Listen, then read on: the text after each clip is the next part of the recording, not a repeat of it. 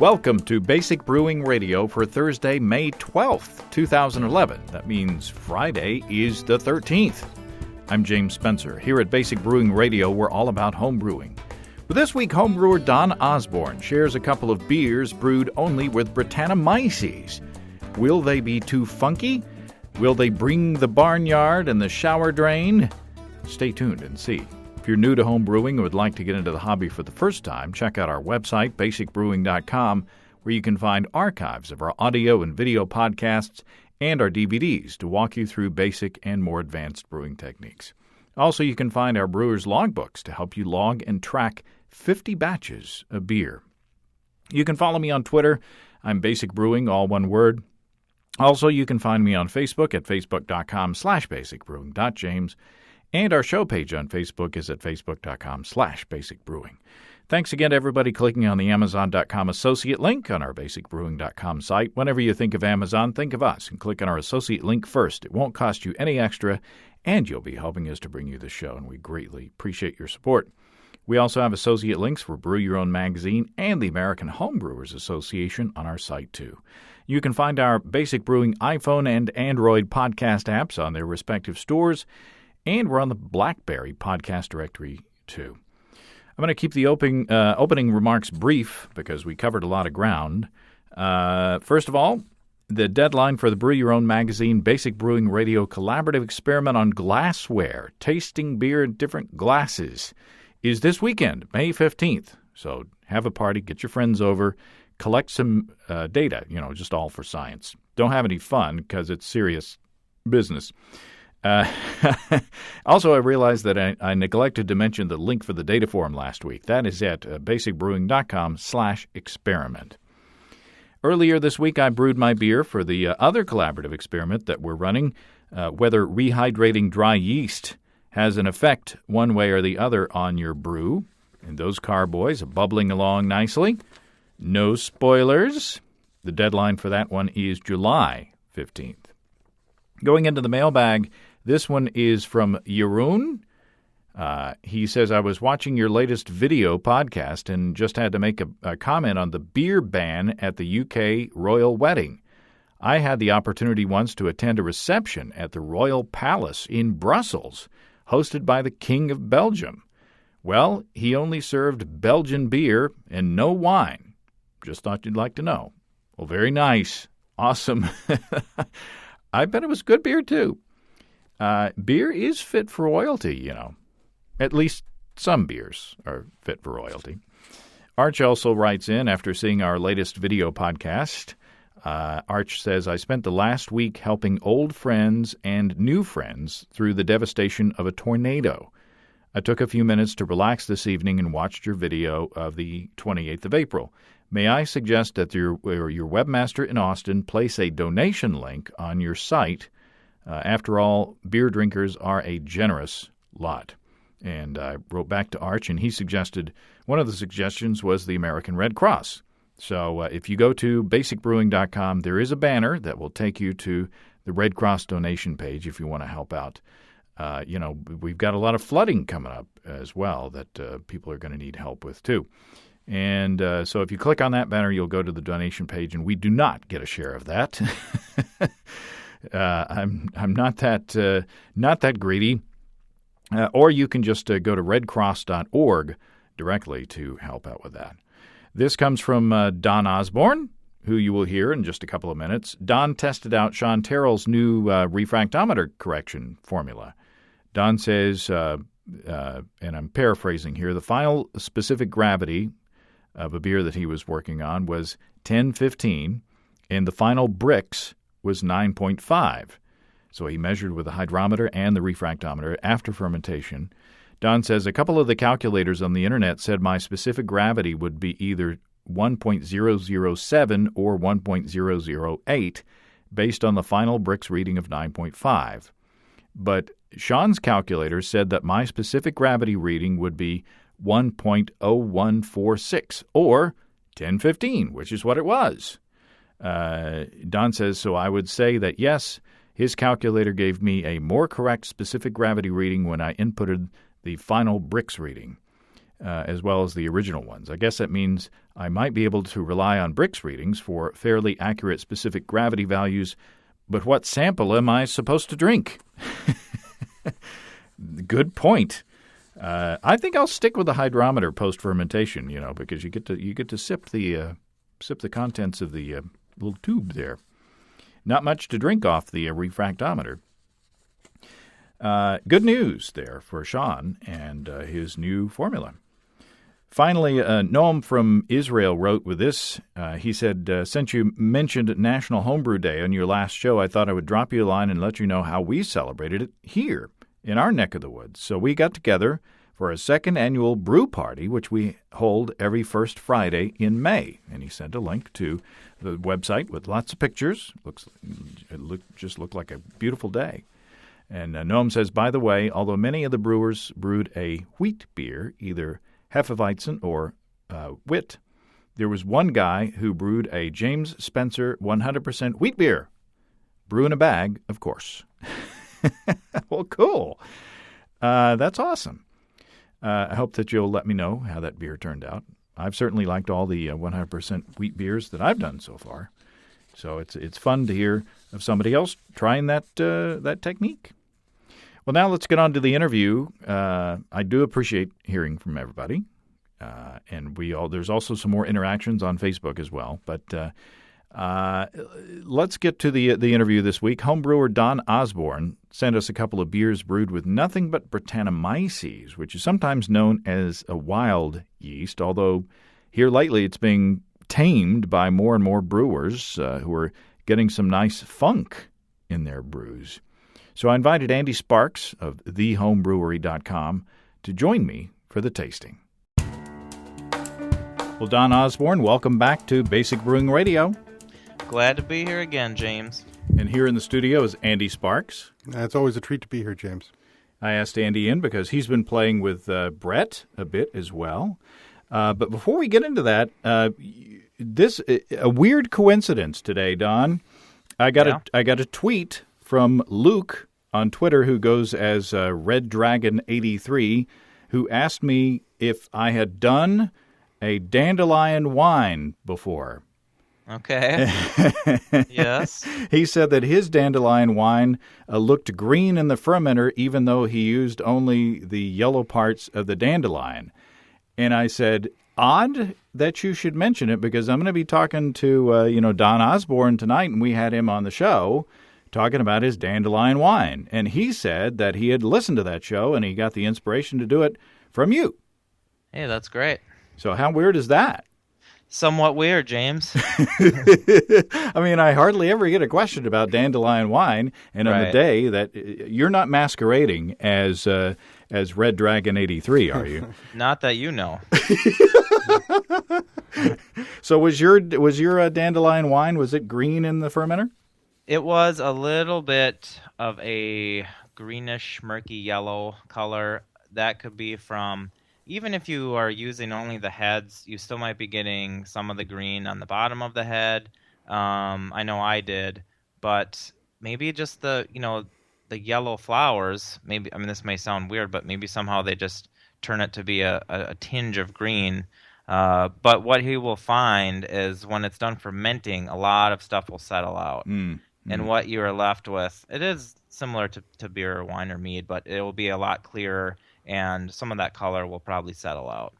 Well, I have to say that to this day, yours was the best dandelion wine that I've ever had. Yes, and how many have you had? Well, just the one, but still. Well, but it was good.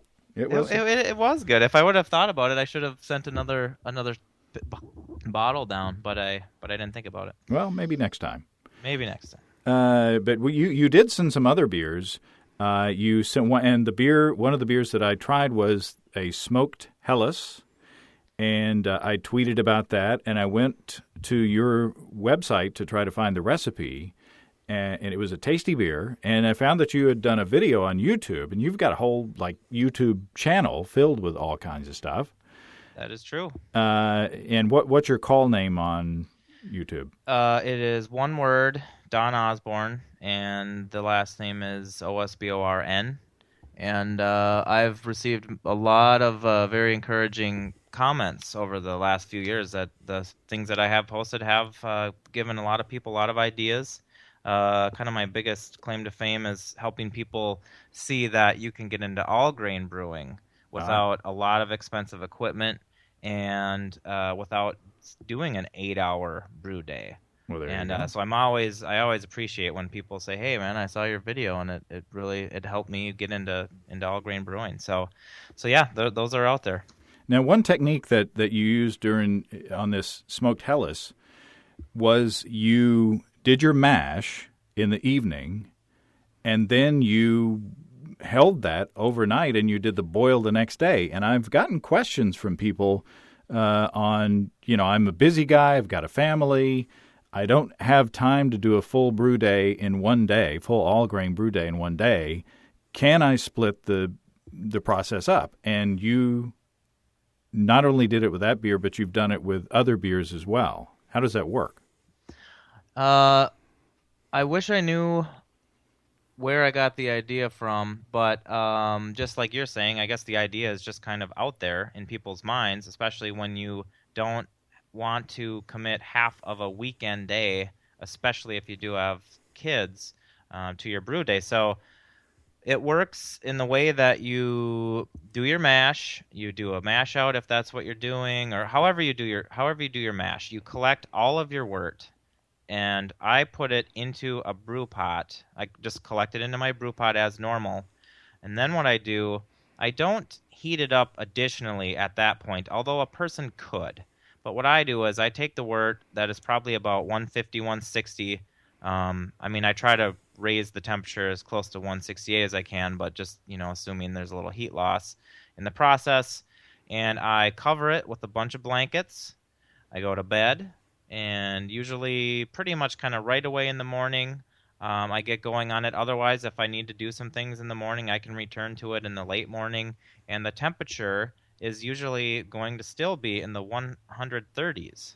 And I've learned to not pick my lid off with my bare hand because it's that hot. Wow. So it has not cooled down so much that any bacteria or wild yeast are going to start consuming the sugar at all. And even if there were any in there, they're going to be boiled still. So if anybody is listening that knows why this is not a good practice, I would be curious, because other than maybe if it has something to do with the break or some other kind of component of the proteins or something like that, I don't know why this is a bad process, but it splits the brew day up into about 2 hours at night, which is easy to do after the kids go down, and then about 3 hours the next day. Now, Andy had a question about, the enzyme activity overnight. Yeah, if, the enzymes can clearly go a little higher than 160, so I'm wondering if you could end up having a beer that would be slightly different just because of the fact that it had the enzymes working in the wort, overnight. I just don't know. Yeah, it's possible. That would be interesting to have somebody chime in. And like I say, when I add my mash out water, let's say I'm mashing at 152, I add my mash out water, I do generally get the temperature up to close to 168. I collect my first runnings. Then my sparge water, when I add that back in, my second runnings are pretty much always at around 168, 170. So I don't know how long it takes to denature most of those enzymes at that temperature, but they're going to be at that temperature for I don't know, half hour or more until it slowly kind of cools down. But it's still covered in, all those blankets. And are you saying that maybe enzymes can even work higher than those temperatures too? They all work in ranges. They're all kind of curves. So okay. I would assume that, as you drive the temperature closer to 170 degrees, you're getting closer to 100%, but probably not at 100%. I don't know. It's an interesting idea. I'd like to know from a real pro how high the range really goes. But just in a practical experience, I have never had any effects, negative effects on a beer that I can attribute to, holding it overnight. I can't even tell what beer I did that to or not as I'm just, drinking my beers. I do try to record it in my notes in case something ever does come up, but it's just a nice way to split up the brew day. Well, and the beer that I had was not overly thin. I didn't pick out any defects in the beer other than it wasn't as carbonated as I would have wanted it to be, but it was a keg fill, so that's maybe to be expected. But it was not a thin, watery beer. No, my beers are not thin or watery. I hope. Nice burly beers. That's right.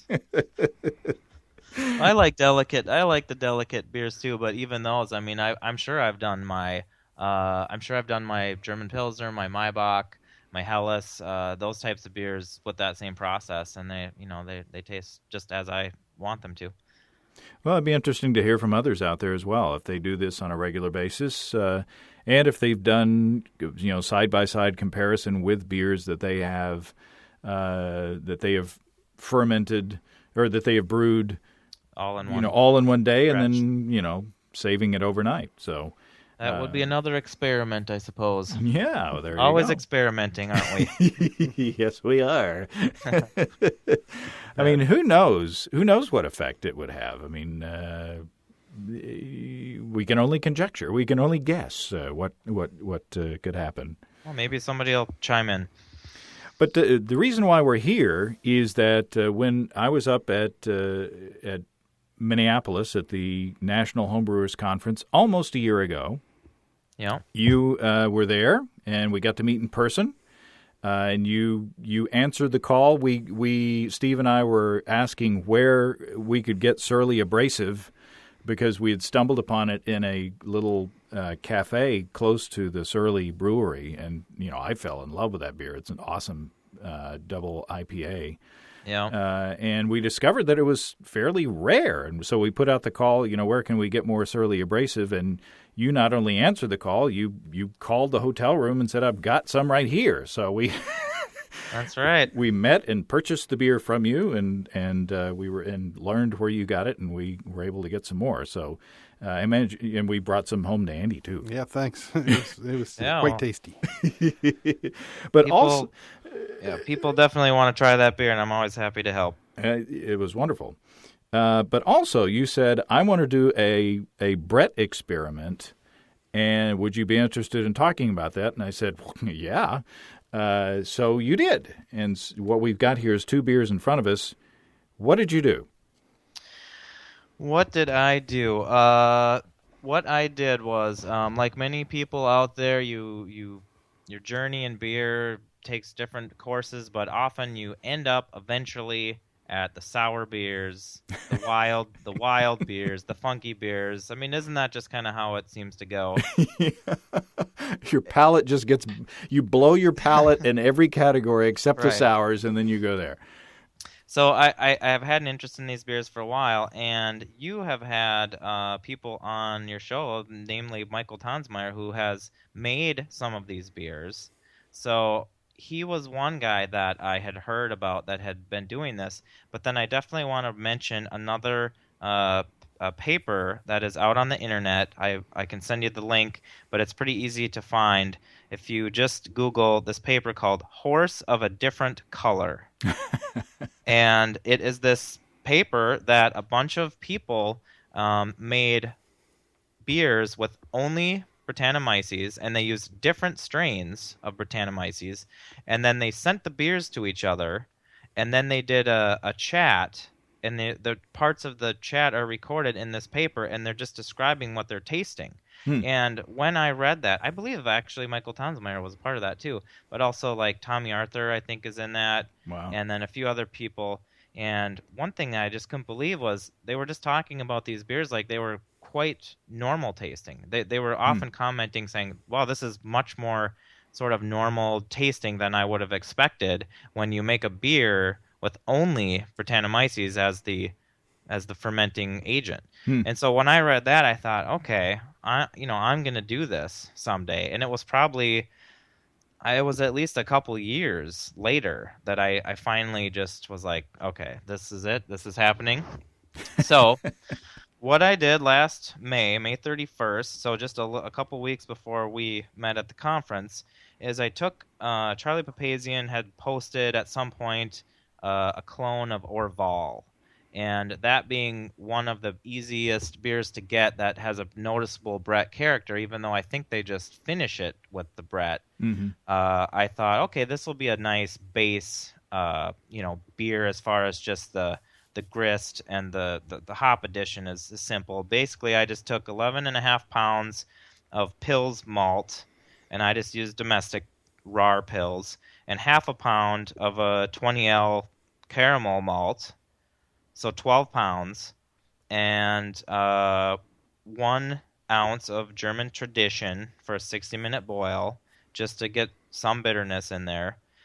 And then, looking at my notes, I did put 1 pound, which is approximately 2 cups of white sugar to just sort of play into that Belgian style, or Belgian tradition of doing that. Sure. I don't remember if he had that in there or not, but I thought that would be an okay thing to do. So my starting gravity was 1057.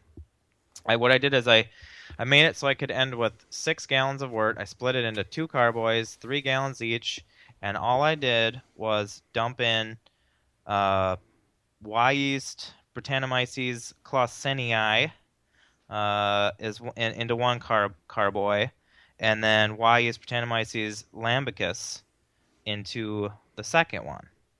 And I've recorded kind of, which one started faster and this and that, and I took some readings along the way, but ultimately, I brewed it May 31st. I bottled it December 30th because at that point they were not changing much anymore in the gravity. The clausenii got down to 1010, and the lambicus got down to 1.004. Wow. So it went lower, and both were, same exact wort. Both were aerated the same. I believe I did not make starters because I was figuring these smack packs could be pitched into 5 gallons, as is. And so if I'm pitching it into 3 gallons, I just figured I normally make starters, but that was adequate. That was enough of a cell count.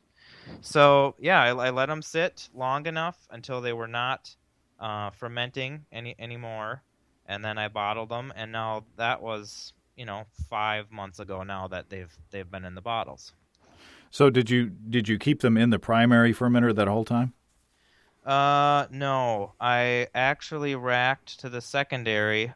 This is something I learned from that paper I was talking about, is they were all surprised that the beers were done fermenting in like 4 or 5 days. And you hear about how Brett can develop its character over years, so they were just thinking that is, maybe not that it would take years to ferment, but I think they were just thinking it would be a slower process. So I racked it out of the primaries 2 weeks after I pitched the yeast. And then from that point, the clausenii only dropped about 1 more point. So that was basically done after the 2 weeks. The lambicus dropped another 8 points. So that one, and as the picture, you commented to me that one of the pictures is really kind of yellowy, and the other one is more like a brown color, and that's because those are the pictures of the carboys, and that's because one of them had already dropped pretty clear. That was the clausenii, and the lambicus still had all kinds of yeast still in suspension. It was still working, and so that did take a lot longer. So did you develop any kind of a pellicle or anything like that on the top of the beer? I believe so. I do have. You'll probably be able to post a link to my recipe, my log. But yeah, I mean, I'm looking at a picture right now, and there's definitely Kreuzen. It's not really a pellicle in the same way that when I made a pseudo lambic a number of years ago, where you get this sort of really like bubbly really an odd-looking, bubbly kind of a powdery looking thing on the. Yeah, right. That can be part of it too. It wasn't. I don't remember it being like that as much as just being kind of just like a semi-normal looking Kreuzen. But was that in the primary, or did you see any kind of a development in the secondary? I would have to check. I think by the time that I racked it, they were mostly done fermenting. I don't remember there being much of a pellicle to speak of. But, your mileage may vary. Now, did you give any thought to, and I'm going to open I was just going to say we could sample. And now should I open these? Should we open these over the sink, or is there any danger of them blowing? I don't think so, but I have not seen any bubbling over yet. No, there's the Clausenii gave a little bit of a hiss. Yeah, they should be a hiss, and there should be carbonation. Now you will. As much as possible, try. There is some sediment. I did pitch ale yeast at bottling time, just some dried yeast, because I just didn't know if I could rely on the Brett. So just be a little mindful of that. Won't kill you, but it's nice to have it be as clear as possible, I guess. Might lead to a more quiet night if we don't drink the sediment. You and the digestive jokes. And Steve's not even around. That's not. It's just reality. I'm telling you.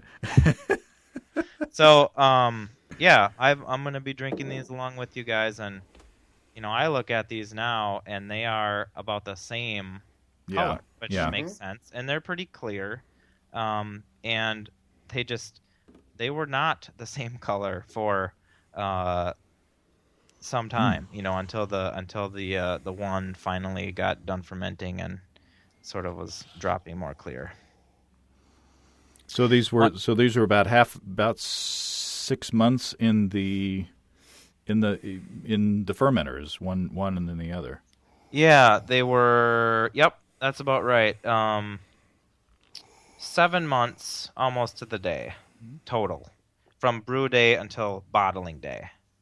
But now they are almost 1 year old now, which is still, I think, from what I hear, that's still pretty young for a Brett beer. And I'm trying to not drink them up so I can have them around, but I have been enjoying them. So they're they're good now. But now I'm trying we're trying the Clausenii. Okay, I'll be honest, I'm startled that it doesn't have more of a Brett in my face aroma. Really, almost kind of disappointed in a way. I'm kind of was really, because I really love that stuff, right? So I was looking for it, and it's surprisingly clean. It's really quite pretty. That was something that came out of that was in the paper that they started. I remember there was a sentence about. They expected this, they expected that, and then what they found was, this, and they found that, and one of the words was clean. They never expected that, and I thought, really? I mean, that piqued my interest too. Yeah, this first one, the Clausenii, is Orvali. If I can characterize let me just adjective. Quickly, I'll just run through a few descriptions that I pulled out of when those people were reviewing their beers made with this strain. They talked about lemon, citrus, tart, apple, grape skin, white grape, lemon zest, and then there was a, quote, oddly clean description, not funky. Other people listed light apple, pear, tropical fruit, mango. So I don't get as much of that type of fruit as, kind of the white grape skin. Yeah. Little bit of the. I could get a little of the lemon peel, maybe. Okay. Yeah, there's a little bit of astringency, and I can definitely go with a grape, a slight grape flavor. It's a little lightly puckering, not so much sour. It's not sour. It's it is a little musty. But, yeah.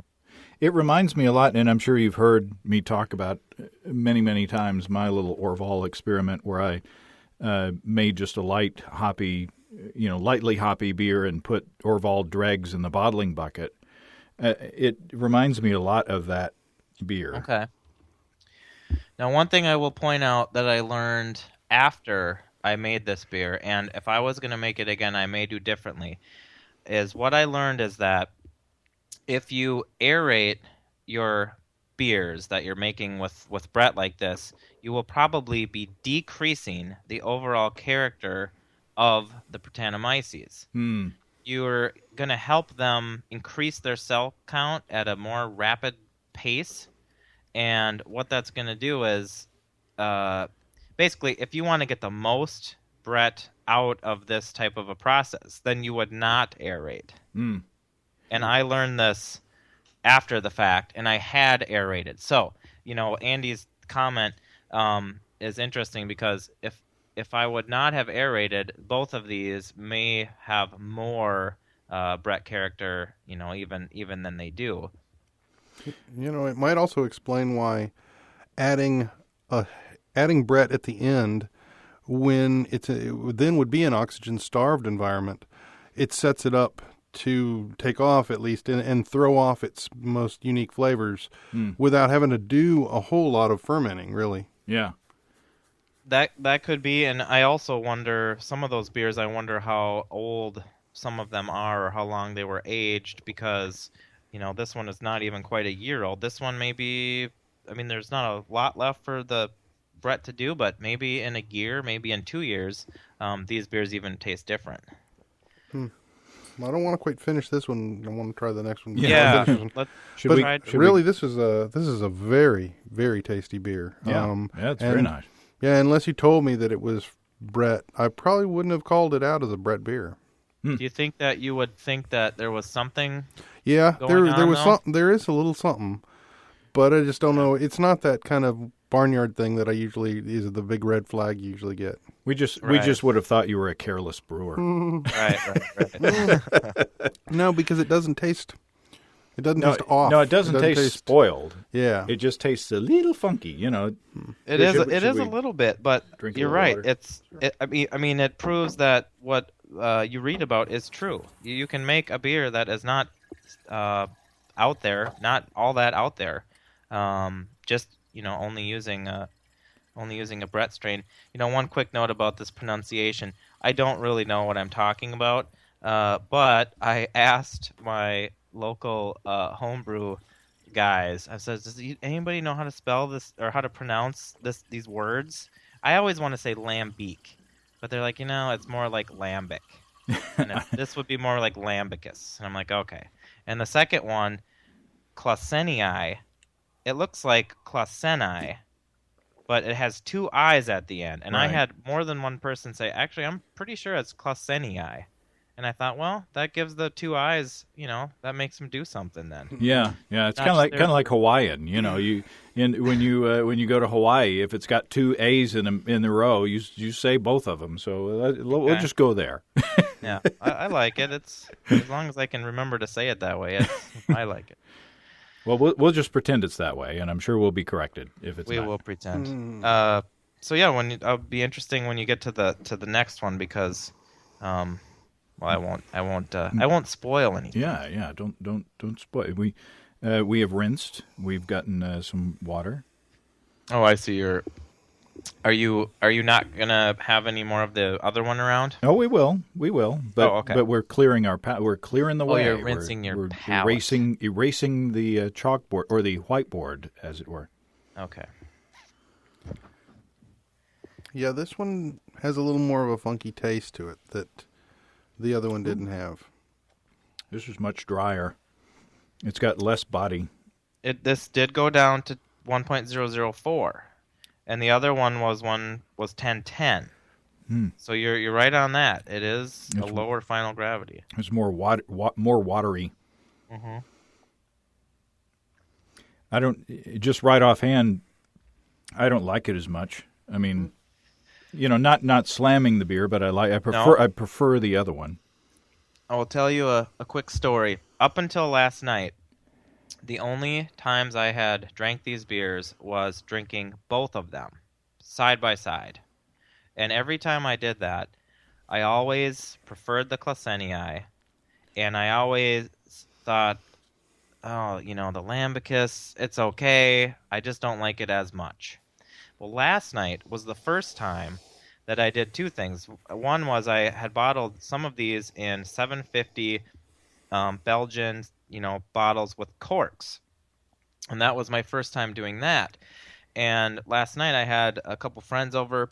We were sitting outside, and I opened my first 750, and I was pleased that it was carbonated. I poured it out. We all got 6-7 ounces of this Lambicus, and it tasted great. And we were only drinking that beer. And those other guys had them side by side, and they agreed. Everyone that's done this has said the exact same thing you guys have just said, including myself. Well, wow, the Lambicus, it's kind of a little more musty. It's more funky. I just kind of like the Clasenii a little bit better. But on its own, the Lambicus tasted really great. And I just thought that was really interesting. And it actually pleased me because, I didn't want to feel like, oh, I got this beer that I don't like as much as the other strain. It's just have to drink it by itself, I guess. Yeah. Well, it's not that I don't like the beer. It's just that I like the other one better. I mean, this one, the Lambicus is more kind of watery. It's a bit more astringent. I think it has a more interesting aroma. It's for me, as I stick my nose back in both of them and try and really get as much aroma out of them, I kind of like it. Has a little bit of a creaminess to it, Yeah, I agree. I think it smells. If you could have two glasses and smell the one and drink the other, then you. Yeah. Yeah, I think there is a little bit more going on in the aroma, and also there's just a little bit more going on in the flavor too. Some of the flavors that I wrote down that were in that paper for this strain is interesting. This first one is somebody said there was an aroma of cheese and toenails, and I thought, that doesn't sound good, but you talk about wet horse blanket all the time. Right. So it's just kind of another way of saying that kind of a thing. Some people are talking about cherry, grape-like aroma, lingering dryness, or even oakiness. And I don't know. All the beers they were drinking were made in different ways, and but it was interesting that they were able to pull out all those different aromas and flavors of just the different strains. And there were, I want to say there were maybe 2 other strains that they were also using. So there's at least, I think, 3 or 4 different strains of Brettanomyces that you can buy. It's interesting. I wonder if Brettanomyces has got this reputation of being extremely funky or extremely weird or doing these weird things. I wonder if that is kind of a hangover from being pre-tamed. What you've got is a single strain of each of these Brettanomyces varieties, right? Yeah. And I'm just wondering if people were referring to Brettanomyces in the umbrella, as in, oh no, this has got Brett in it, and maybe it's not one single strain of Brett, maybe it's a bunch of Brett, from a barrel or from being in a cool ship or something. Right. It could be that maybe this is part of the selection process that of taming these quote unquote wild yeasts. Does that make any sense? I think it makes some sense, and I also wonder if there is something different about just using it exclusively in a wort instead of sort of finishing with it or putting it in the secondary or something like that. I mean, we've all probably had beers that were primarily fermented with a kind of a normal ale strain of yeast, but that end up having more Brett character than either of these beers. And right. I don't, I don't necessarily know how or why that is, unless it has partially to do with just more time of sitting around. But I'm thinking of like Avery has done some stuff. Some of their anniversary ones, I think, have had quite a bit of bread in it, and there's different breweries that are doing that nowadays. But yeah, both of these are, even the Lambicus, even like last night when we were drinking it, we couldn't believe how just easy it was just to drink and enjoy. I mean, it was, next to the Clausenia, it does seem like it's more musty and funky, but it's still on its own. It isn't what you would think you would get when you're making a beer with only a strain of Brettanomyces called Lambicus. Yeah. You would think, and that's actually why I chose that strain. The Clausenia was reported to be one of the cleaner strains, and this one was reported to be sort of maybe one of the more funky and interesting ones. And I thought, I'll just go for those two. Then that seemed like a nice, kind of some somewhat opposite effects maybe. I'm just wondering if you were to. I'm just wondering how to get more body into the Lambicus beer. I mean, if you mashed at a higher temperature and tried to get more, sort of quote unquote unfermentable sugars into the wort, whether it would just go ahead and eat those as well, or well, that's the problem, right? Is that this can convert and eat things. It might. I think you're right. In fact, I think one trick that some guys do is put in lactose because your ale yeast will not ferment that stuff, but the Brett will. Yeah. So in the brewing process, some guys will, put some of that into the beer to give the Brett at least something, to go on at the end after the ale yeast have already done whatever it is they're going to do. Looks like I mashed at 152. So, but I don't think it would matter. I think if I mashed higher, I don't think it would matter. I think maybe it would slow it down a little bit, maybe. But I mean, I think that these final gravities are probably about what it would get to. You know what I mean? Given enough time. I know that I think I read in Wild Brews that when it's used on its own, it is not super attenuative the way it can be as a supplement, because the other things that play a symbiotic role in, like lambics and other things, they actually play off of each other and keep driving more food source for the next thing to take a hold, and then they use, and then they eat, and then the next thing kind of builds on that. So that's where you get that really super attenuative nature. So it might be that you could fatten the beer up, with some, playing with the mash temperatures and stuff, and then just put it in a place where it just can't quite finish it all. Yeah, I don't know about that. I'm coming on. I'm talking to you not as an expert in this field. This is my first time doing this. I mean, Michael Tonsmeyer has done this way more times than I have, but I'm on here just because I'm somebody that likes to experiment and encourage other people to do so. And you sent us beers, so good beers. It helps. No, but I don't know what you would. I'm not sure, Andy. That's interesting. I mean, I know when you are talking about a lambic kind of situation, you're talking about a lot more than just Brettanomyces. Right. You've got things that are working in that relationship with each other. But in here, you've got this by itself. And so once it eats its entire food source, there's nothing to break other things down and continue the cycle. So, which is where you get those long fermenting of those kind of beers. Yeah, it's interesting. And I think you hit on it earlier with the when you talked about the oxygen.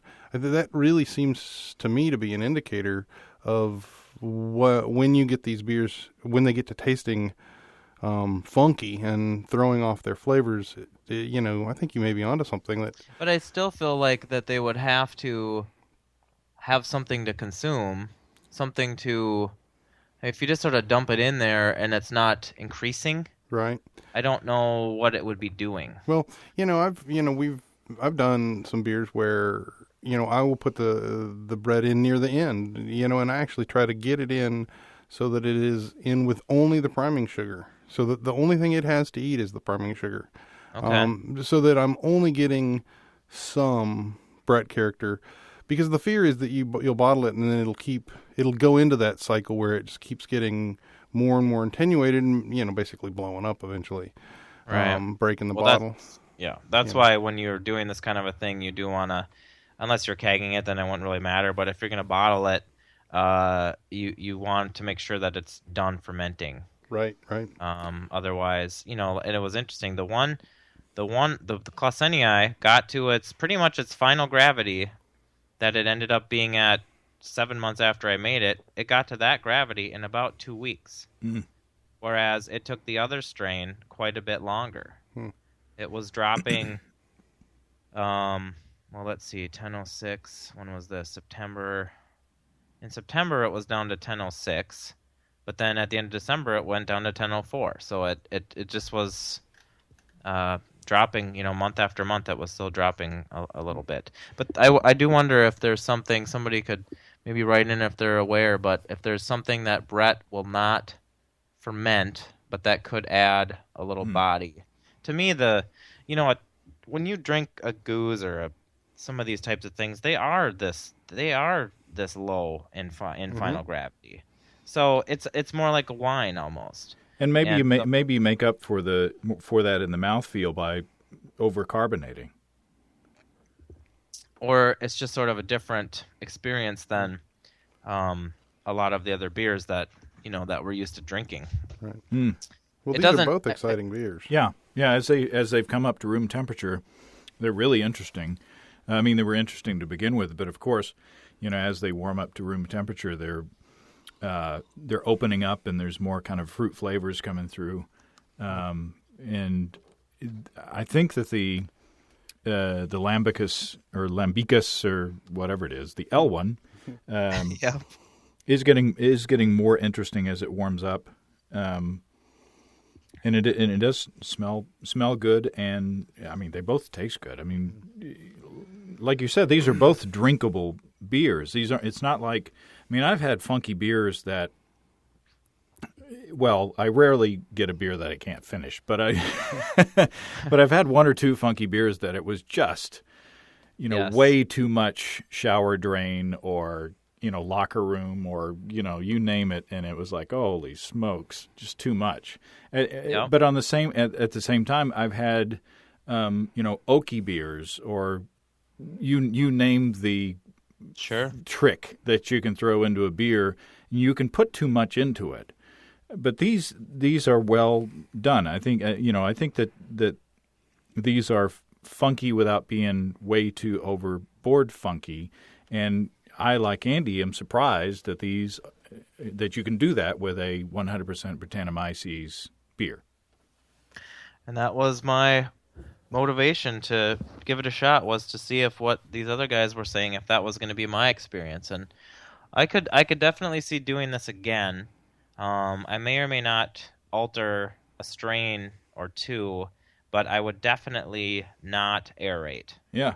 A guy could even do the same wort, split it into 2 batches, and use the same strain, and then aerate one, and not aerate the other. That type of experimentation. I mean, that's always possible, but I always come back to, well, how often am I going to do this, and do I want to take one of my rare chances to just figure out that factor? Right. But that's 6 months is a long time to take up a couple of carboys in your basement or whatever. Yeah, but I would definitely not aerate the next time, and just to see if I got somewhat of a different result. Because, like I said, more than one of those guys in that horse of a different color paper were, talking about that. Did you aerate or did you not aerate? That was always the question. So, well, Don, this has been a lot of fun, and I look forward to tasting the other beers that you sent. And if you ever want to do something like this again, let us know. I will, James. It's always fun talking to you, and I'm glad you liked them. Well, thanks again to Don and to Andy. Those were some delicious beers. And as often happens after something like that, I have some ideas for some future brews of my own. Thanks to Don.